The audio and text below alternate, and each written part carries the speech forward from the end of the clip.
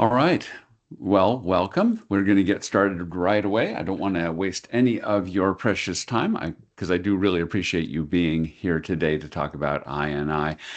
My name is Quinn Peterson. I work for a company called RH Borden. We are a provider of services about data regarding the wastewater collection system.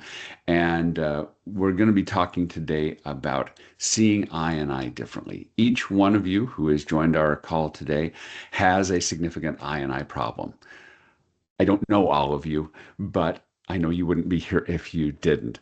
So we're going to go in, we're going to take apart some case studies, we're going to look at some data, we're going to talk about your I&I, and hopefully what we will come away with at the end of this 45 minutes is you will have some different views about how your I&I can be tackled, and hopefully you'll feel a lot better about your I&I problem and the prospect of getting it fixed. So, a little bit of housekeeping. We're going to go for 45-minute max. There are not a lot of people here on the call. So I'll feel free to join, make any comments that you want to make. Feel free to unmute yourself and ask questions at any time. All right. I've talked to a lot of people and I've heard a lot about the expectations you all have around your I&I and getting it fixed. And frankly, some of them are kind of heartbreaking. We're going to go into this for a minute, each of these, and talk about what I've heard you say and how I think we can change that. So maybe you have this expectation. Heavy rains will produce spills. This is very common. I hear from a lot of you that if it's going to rain, we're going to have an atmospheric river event. We are going to have everybody on call. Everybody's going to be driving around throughout our district looking for surcharge manholes and spills. That's just an expectation we take into every big storm. I&I will always be my big problem. I've heard this a lot. Some of you have been working for your entire careers trying to fix your I&I problem. This is the cover sheet from a study from a city here in the Bay Area. And if you look at the date on this study, it is 22 years ago that this study was done, and this city still is struggling with I&I. This is one of the studies that we'll talk about as a case study when we get further on in the webinar, and we can see what we did in this last winter versus what it's taken 22 years to do there. Third expectation I want to talk about is the best I can hope for is that things aren't going to get worse. This is a fascinating picture. We're going to come back to explaining what this picture, where it came from and what it means. We're resetting these expectations based on 50 or so studies that we've conducted in the last year and a half. And as you can see here, 13 of those studies were from California. And we're going to dig into specific cases here in California to look at what we can expect now in California. I've talked with probably 36 system operators in 36 different systems about their I&I problem.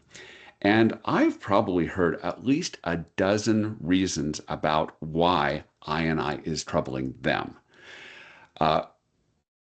I am maybe the most informed person in Northern California about why I&I is a problem, but we're going to focus on just the drivers of the studies in California for the last winter.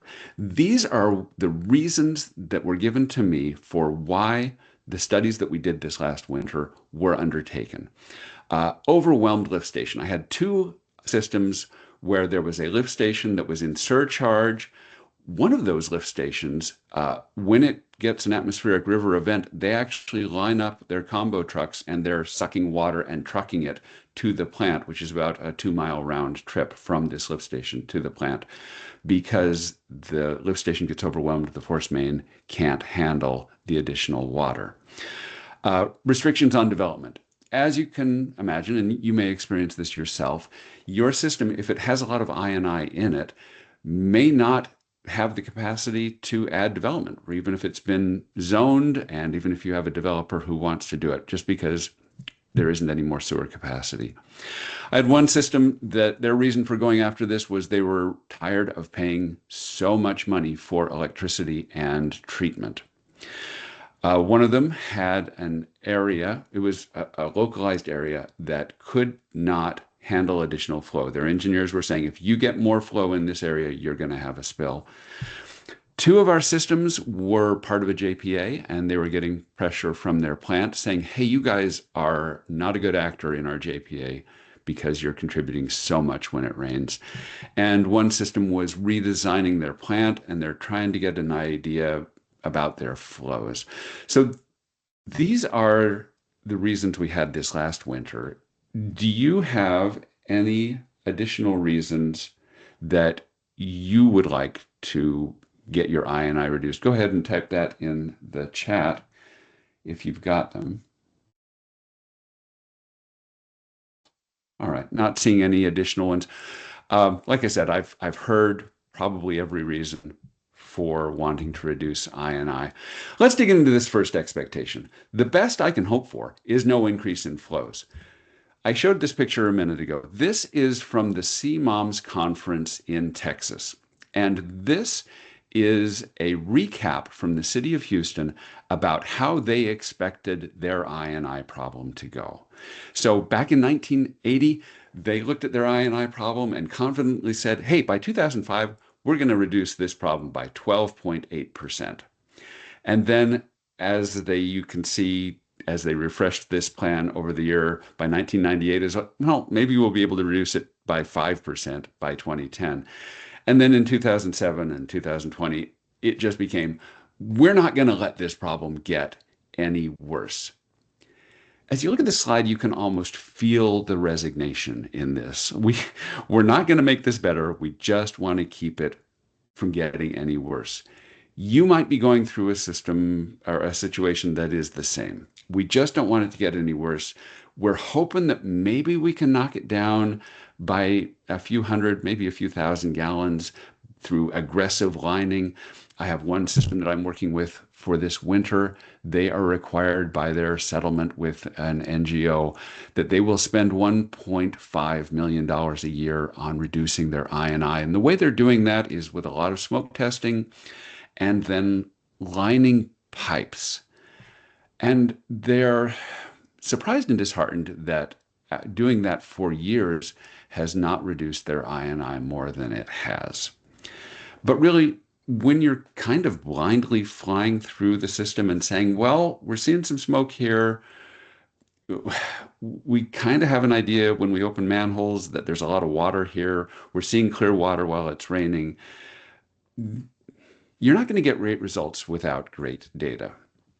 So the expectation is I'm not going to be able to improve things very much. What we have found out in the last year and a half doing these 50 studies is there is an 80-20 rule that systems follow when it comes to I&I. Not every system, but most systems have this pattern where the majority of their flows are coming from a very small number of defects. And possibly the biggest and most clear case of this happened last winter in the city of San Rafael.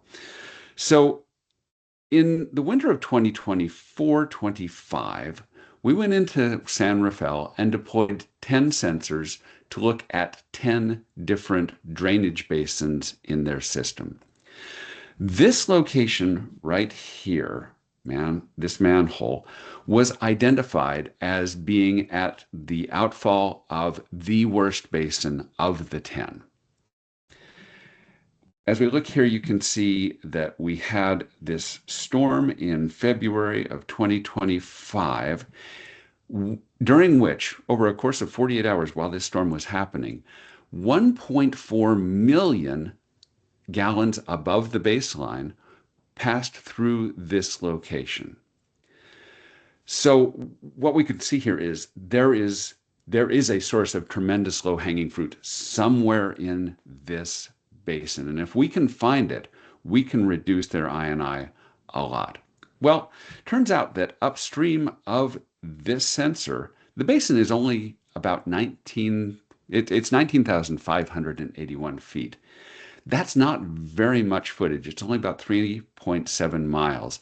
And given how much water was coming through here, we knew that there's an opening that we're going to be able to see at the surface. So the crews of this system just walked through all of these pipes looking for the source of this 1.4 million gallons of water. And here's what they found. This, this drain right here was connected to the wastewater system. And it has been for decades, and nobody knew about it. But every time there's an atmospheric river event, this drain is just pulling a whole parking lot's worth of water into the system. In the course of finding out whether this drain was connected to the sanitary sewer, they cameraed and found that the pipe where it was connected was also broken into a whole bunch of little pieces, and in a depressed area, very porous soil. This is at a beach park. And so the combination of this broken area and this open drain was producing that 1. Or a sizable portion of that 1.4 million gallons. So what was the effect of making a repair, cutting off that drain and fixing that broken pipe? Well, here's that storm from February of 2025. They fixed it over the course of the summer. And in January of 2026, we had a similar wet weather event. This red line in both of these graphs shows the line for 1,000 gallons per minute. And we can see a vast reduction in the amount of water passing through this point in the system. In fact, it was 1.2 million fewer gallons over a 48-hour period. That's 81% reduction in flows. This is low-hanging fruit. And when you can find one of these and cut it off, you get to go back to your board, your city council, and say, hey, we've reduced our flows by 1.2 million gallons every time we get an atmospheric river event. Now let's talk about what that means in real terms for you. How much does it cost your system to treat 1.2 million gallons? If anybody on the call's got that number handy, go ahead and type it into the chat. How much does it cost to treat 1 gallon of water? And if you don't have it, I'm not surprised. In all of the conversations I've had, very few people have actually known what this number is. And it turns out to be remarkably difficult to compute. Every plant operator's got their own formula. Some include overhead, lift station costs, chemicals, power, storage. All of those things can or can't go into it. I've heard numbers ranging from 3 cents a gallon up to 50 cents. 50 cents seems kind of high. 3 cents seems a little low, but those are the ranges that I've heard. Okay, nobody's typed it in, but let's say that this is 3 cents a gallon. That would mean that 1.2 million gallons is going to cost about $36,000 to treat. And honestly, that doesn't seem like much.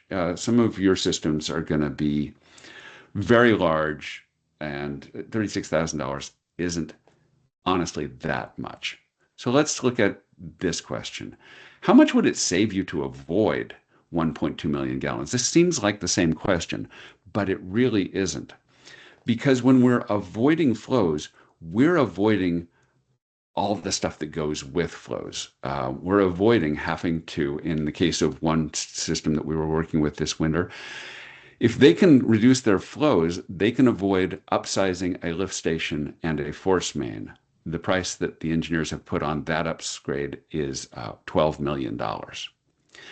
If we can avoid having this big rush of water coming into our plants through inflow, we can avoid having to build storage ponds or tanks, and those can run to $3-4 million, depending on whether you can do a pond or if you have to do a tank. And then, of course, I don't know if you've had the opportunity to do this, but the city of San Mateo has this amazing new plant that I was able to tour earlier this year. And this plant cost $500 million, and its primary purpose is to treat wet weather flows. So it's not just the amount of money that we're saving, although that can be substantial. It's the amount of money that we're not going to have to spend in the future to upgrade our facilities to handle all of this I&I. Finally, I'll ask this question. Is your I&I situation trending better? Because if it hasn't been getting better over the last few years, chances are not very high that it's going to get better doing what we have been doing. This upcoming year is predicted to be a super El Nino. We're going to get multiple atmospheric river events. And with all of this in mind, it's really time to look at all the options. So we're going to go through all of the options that we're currently using and talk about their pros and cons. First one is smoke testing. Raise your hand if you have enjoyed smoke testing. I'm not seeing anybody raising their hands. If you've done smoke testing, you know that it's a painful process. You have to do a lot of door knockers. You have to notify the fire department. You're going to be producing smoke all over town. It can work very well if you have a lot of inflow. In the case of the San Rafael drain that I showed you a minute ago, that would have been very obvious through smoke testing. So it is a good tool if we know how to use it. Manhole inspections. We're all doing these. They're great. They're important. They are limited in that they are not really scalable, and you can't really see what's going on at the bottom of a manhole, and you're not going to see infiltration unless it's active at the time you happen to be looking in. CCTV is the most common way that we go after our I&I. This also is limited because not every defect is going to produce I&I, and even if a defect is producing I&I, we're not going to get a good quantification of how much that is. Quantification is important. We're going to talk about that when we talk about prioritization. We have flow monitors. This is the best way to do it. Obviously, if you can stick a flow meter in, you can see exactly how much, when, and tie it into the weather. The problem, of course, is flow meters are very expensive and they are difficult to install, so we can't really afford to do it at scale. And then, has anybody done flow isolation? This is where you go out and you send your crews into manholes at midnight to look for clear water during a rainstorm. As you can imagine, very labor intensive, not popular with crews. I don't imagine that anybody who's on the call, I'm sorry, when I look over here, I'm looking at my screen to see if anybody's interacting. And if you've had a chance to do nighttime flow isolation, go ahead and put a thumbs down in the chat. All right, these are all of our current options. We're doing them all because doing nothing is not an option. What I want to talk about now is a new approach, this one that we've deployed in Northern California and in these other 50 cities across the country over the last 18 months. The approach involves several new pieces of technology. The first one of them is a digital twin flow meter. And the digital twin flow meter has two pieces. First of all, there is this radar sensor, which is hung in a manhole temporarily on a tension rod, and its job is just to look at the water level and measure it and report back. And it's going to measure it every 15 minutes, and it's going to report back every 24 hours and say, okay, this is what happened in this manhole over the last 24 hours. You can see it's small. You can see it's lightweight. It's got a great battery on it. It's not difficult to deploy, which means we can do it at scale. We pair this meter, which is giving us level data, with a manhole virtual model, a digital twin of the manhole. And what this does is it is a laser scan that is producing a millimeter accurate model of the manhole. That's important. We'll talk about why that's important when we get to a slide. But the idea with this is we need to know the dimensions of the manhole so that we can turn level data into flow data. The other piece that comes out of our digital twin flow meter is a HD video inspection of the manhole. And about 30% of the time, as you can see here in this video, we can spot significant sources of I&I in the manhole. This is one of the other things we've learned about I&I is that about 30% of the time, your source of I&I in your basin is in the manhole itself, a defect there. So with these two pieces, our digital twin flow meter can take level data from a sensor, combine it with the manhole's geometry, its slope, its width, its depth, its Manning's coefficient of drag, and we can turn these two measurements into calculated gallons per minute. The reason that this is important is because we need to be able to distinguish between inflow and infiltration, and we need to be able to prioritize sources. Remember that situation I told you about where a city is required to spend $1.5 million. So they're smoke testing and lining pipes based on their best guess about which pipes need to be lined. That's because they don't have the ability to prioritize where the problems are and resolution enough to see specifically where the problems are. The digital twin flow meter allows us to have both of those pieces. So let's talk about the analytics that come out of a digital twin flow meter. Basically, what we are looking for here is one of two hydrographic signatures. This one is shows us in black the flows, and in blue the precipitation. When we can see a nice diurnal pattern and then a rainstorm with a huge spike that goes away almost immediately after the rain stops, what we've got there is inflow. That's our low-hanging fruit. That's what we saw in San Rafael, and that's what we've seen in a few other places that we'll get to in a minute.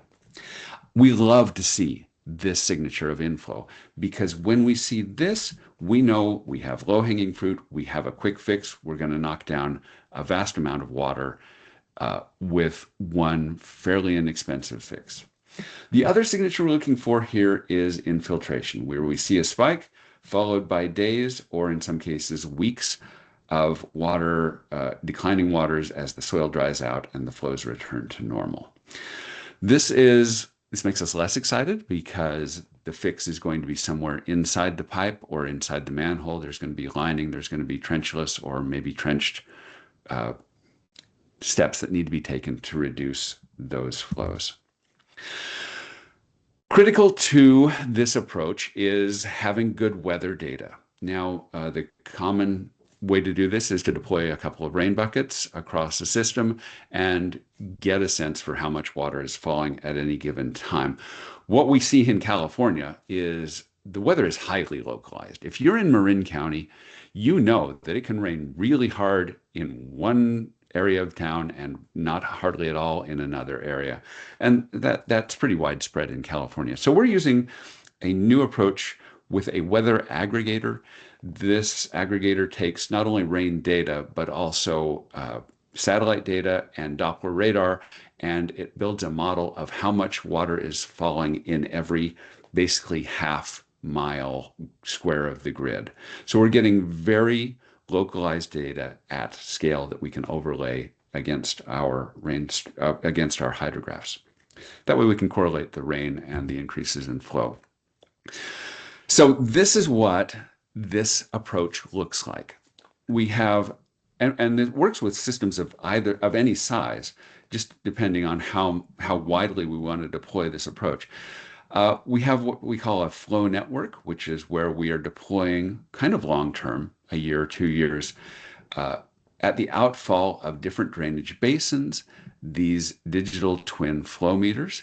And this allows us to compare basin to basin. This was the first step in that San Rafael study where we said, well, of all 10 of your basins that we looked at, this one is by far the worst. Let's dig in on that basin and find out what's going on and where specifically the inflow is coming from.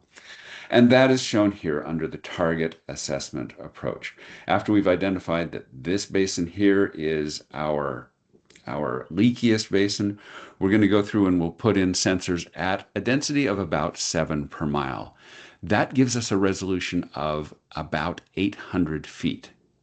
And it produces a result where we can say, okay, your biggest source of infiltration in this basin is within about 800 feet upstream of this specific location. So that's our target assessment. The flow networks, 1 or 2 years to get a good sense of what's happening in the system and also to see what happens after we put in the fixes. Target assessment is deployed for 3 to 5 months, basically over the winter, to find out where specifically water is entering the system. All right, let's dig into a couple of cases from Northern California. This is a case where the engineers had said, this basin is constrained. You cannot afford to have any additional inflow happening in this basin. So let's dig into this basin here. Each of these dots is a location for a digital twin flow meter. And you can see they're color-coded. Red and green, there are no yellows on this one. Probably don't need to ask which color is good and which color is bad. We've tried to make this pretty intuitive. What we're seeing here is a basin that drains to this location. And at this location, we can see red, which tells us that we are seeing a signature for inflow and infiltration at this location. Now, if we're seeing it here, we're going to see it upstream. So we can follow this red line upstream until it stops being red. So we know we don't have a problem upstream of this, we don't have a problem upstream of this, and we don't have a problem upstream of this because all of these sensors are green. We have a problem upstream of this red dot. And when you look upstream of this red dot, you don't see very much. It's a very short line, which is actually good news because it means that we don't have to camera very much. If we wanted to smoke test, we wouldn't have to smoke test very much. What the crew in Ceres did was they just looked at this neighborhood upstream of this red dot and realized this property is CDOT property, but it didn't used to be CDOT property. It used to be a trailer park. And what CDOT did was get rid of all the trailers, but left all of the laterals in place. So every time it rains, the water puddles up here and has been draining into the main here. They also, by cameraing, saw that the pipe was a little bit broken up here at the end of the line where it again goes into CDOT territory here at Highway 99. So those two fixes were made. We didn't see any rainstorms after those fixes were made, so we can't quantify what the result is, but we've left a monitor right here as part of the flow network. And so every storm going forward, we'll be able to see how much of a change that made in Ceres. Any questions about the Ceres case that we just talked about? Go ahead and type them into the chat or unmute and we'll hear from you. All right, not seeing anything. So we'll move on to another case here. This was Burlingame. Burlingame also had an overwhelmed lift station. This was kind of an interesting case because we had some senses about where the problem was going to be, but we didn't know for sure. So we held back a number of sensors to deploy following the first storm. To get some higher resolution. Again, the Basin IQ, we're looking at a resolution of about 800 feet, but sometimes you want to know every manhole so you can really find out what's going on. And that's what we did here in Burlingame. So let's zoom in on the area around the lift station, which is right here. And you see there's a lot of red dots here. I'm not going to dig into every one of these red dots, but basically we have a line running out this direction, a line running this direction, a line running this direction, and a line running out that direction that are red. What the data told us was a surprise in this case because the crews had been looking at different rainstorms and opening these manholes here along the 101 frontage and seeing manholes in surcharge, which led to the assumption that the water was coming down this direction and that our problem was right up here. Again, CDOT was Caltrans was expected to be the culprit, and this was expected to be the problem. What we actually found out was that, yes, these manholes are in surcharge, but they're in surcharge because they are at a lower elevation, and this is backflow from the flooded wet well at the lift station here. The actual culprit is up this direction. These manholes are also showing signs of surcharge, but they are not backflowing from the wet well. So this is an example of how you can use this data to, in this case, overturn what you actually thought was happening to get an accurate view of what's actually happening. Our next step really will be to look upstream of here with a further targeted basin study to find out which specific manhole is the problem that's causing all of the flow that's happening here in this basin. Any questions about this study? Go ahead and type them in the chat or unmute. All right. Our third study is from the city of Half Moon Bay. This is interesting because you remember at the beginning of the program, I showed you the cover sheet that it was dated 22 years ago. Well, it was Half Moon Bay and the Sewerage Authority of Mid-Coast Side. And in Half Moon Bay, we were doing one of these flow network approaches where we're looking at basin to basin and comparing basin to basin.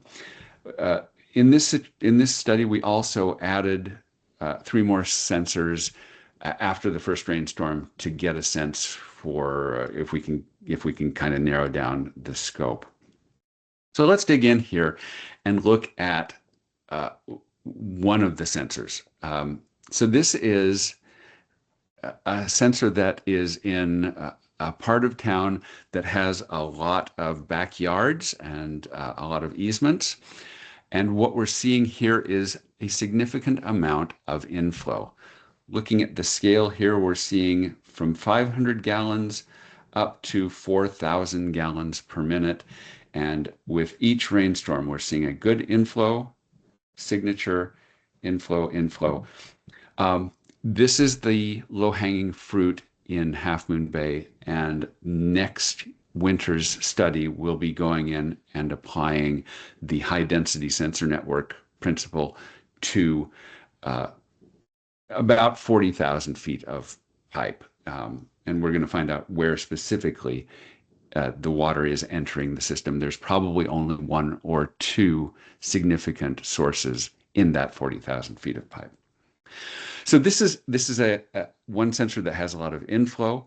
Interestingly, 1 block over, we had another sensor that showed this signature. This is draining the old part of town. And as you can see here, what we've got in this basin is a lot of infiltration. We've got our ramp up with the rainstorm. We get a good soaking rain here. And then for 3 weeks after, we're seeing the soil dry out and those flows decline. The secret to understanding this is twofold. First of all, our overall flows are higher, but also the gap between the peak and the trough of our diurnal pattern is compressed when there's a lot of groundwater. So we know that this is additional groundwater because it's flowing in 24 hours a day. This is infiltration. It's going to be harder to go after. It's not going to deliver that low-hanging fruit effect that we're looking for to immediately reduce our inflow. So we're looking now at probably 2 years down the road to start digging into this basin and finding its largest sources of infiltration. Oh, one more piece of low-hanging fruit in Half Moon Bay. This was a lot of fun. We installed these sensors, and then less than 2 weeks later, we had a major storm. And you can see this big spike here in conjunction with this rainstorm. We looked at this and said, I think somebody opened a manhole to drain a parking lot. And so the city crews went out and they looked and asked the neighbors, and they found this manhole, which the neighbors confirmed was in fact open to drain this area of the city. We estimate that about 40,000 gallons of water entered the system over the 2 hours that this manhole was open. Not only a lot of water, but it's dangerous to have a manhole open in an area where cars can drive by. But, 40,000 gallons, not really that much, except that as we looked at the totality of the winter, we could see that this specific thing happened 4 times.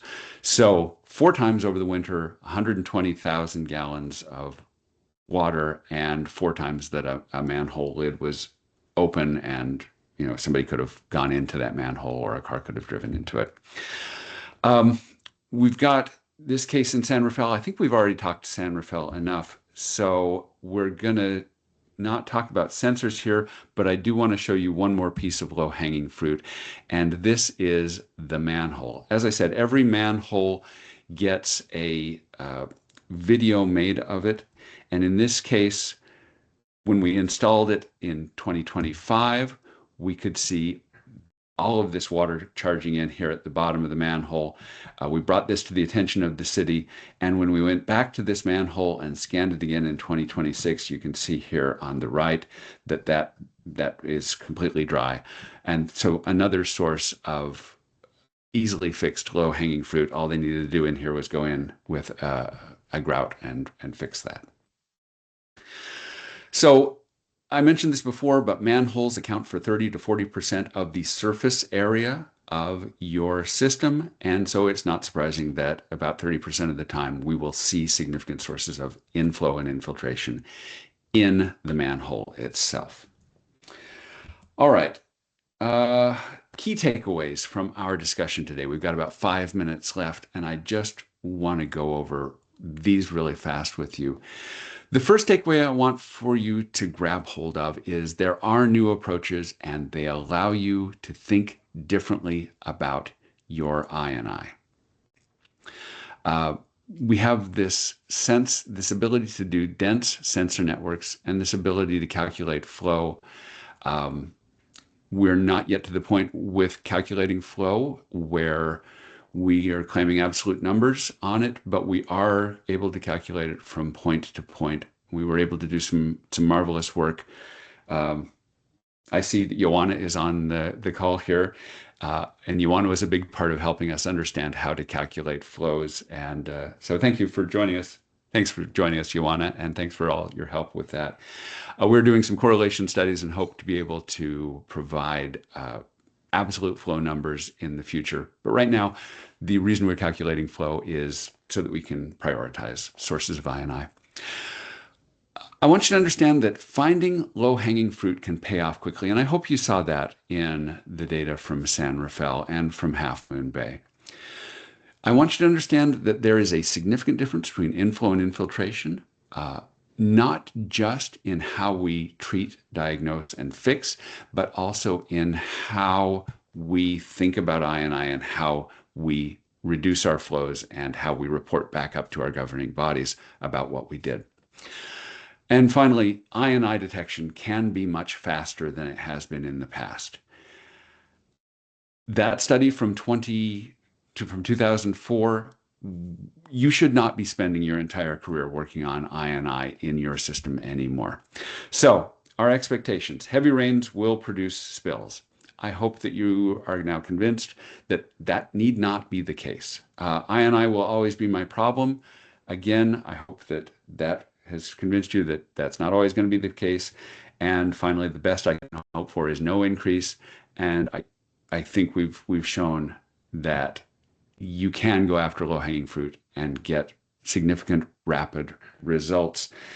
Go ahead and put in the chat if you don't mind, if your opinion has been changed about one or most or all of these.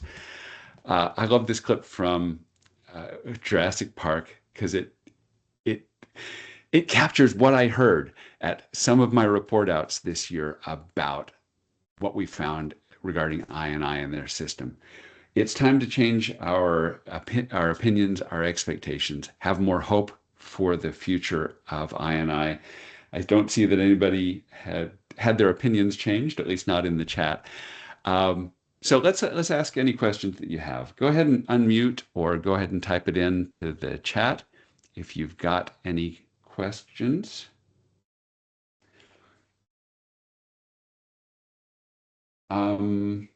While you're doing that, I've had a couple that come up very often. I'll share with you. Uh, Calculating flow, we already talked about how it's not absolute flow, but it is allows us to compare location to location.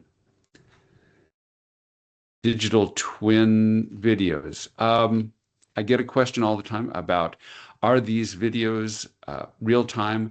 And they are not. They are snapshots that are taken when we are doing the installs. There's often a question about, the data and how often it's coming in.